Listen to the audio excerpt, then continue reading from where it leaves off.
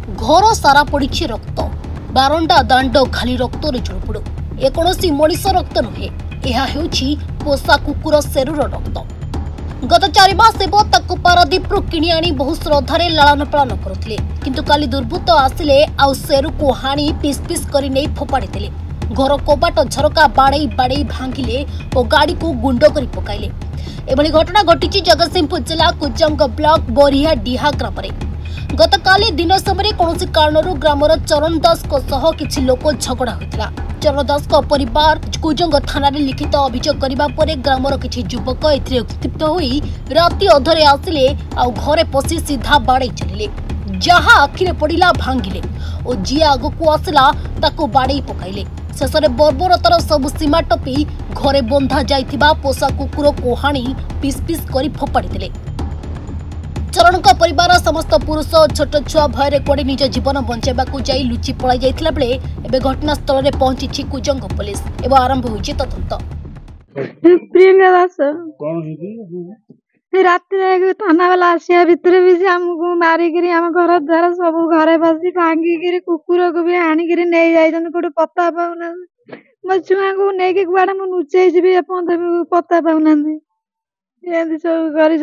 घर द्वार देखुं आपण मैंने घर द्वार सब भांगी भुंगी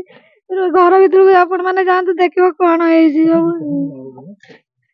मद निशार पीकी आसिक तो ये गंडल कर मो दुआर मारे गाँ कौटी मो घर अच्छी कौटी ठाकुर पत्र जाकि घर आसिक मद भी धंड चंड सोदा कर मो स्वामी की आसी हटाक दिन अभाषा बोलते मो पुतुरा को अभाषा बोलते बाड़े संध्या समस्त गाँ सारा सब लोक समस्त नाम को बहुत आम छुआ मैंने घर सब अच्छा आउ दुईटा को नहीं छाड़ी मारदे कौन विश्वास कर थाना वाला आते भी आमको तो सुरक्षा दे पारे हेमंत दास कौन घरे कल पिला कही ना आसिक माड़ पिट कले से थाना गले थाना जाइए शाशु बहु अच्छु नाती छोट नाती दीटा अच्छा आसिक फिर संध्या आम गले से फेरी आते पुणी बाटर मारे से पुणी कुजंग पड़े आम ये रही राति 12टा राति आसिक 20 जन आसिक फोपाड़े इटा मेटल घर द्वार गोटे गिल की भांगी आउ गोटे बाट गले झलका 5टा 6टा झलका बाड़े भांगी गाड़ी भांगी गोटे कुकुर पाइसे जानिक टंका दे किनिक से कुकुर को मारिक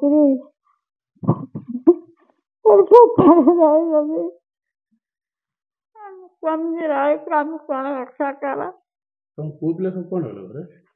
वो पिला जाए खाली पास कुछ जगह फेरिया को आए बात से मारे थाना वाला फोन कर नियति दास आम बसलु कि ना आसिले आमको मारधर कले भाषा भाषा बोलिले अश्लीलता भाषा बोलिले गाँव रु बसते 5 जन पु पिला 20 जन से आसते आमको देखे शिखे मद पी आसी भाषा भाषा बोलिले भाषा भाषा बोलिले तो बोलिले आम घर पुरुष लोक नहांती जो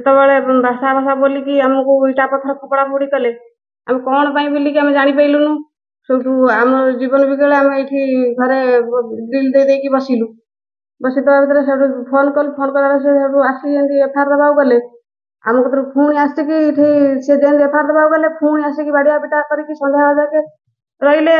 सेपटे जा छक छक कर जगिकिना बाड़े रास्ता घाट पठे देले घर से थाना एफआईआर दबा जाते सी सियाड़े रही सब थाना आसी ना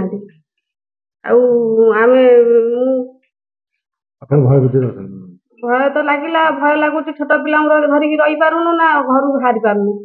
खाया पिया ना चुली जगह ना घर द्वार बाड़िया पिटा कर भांगी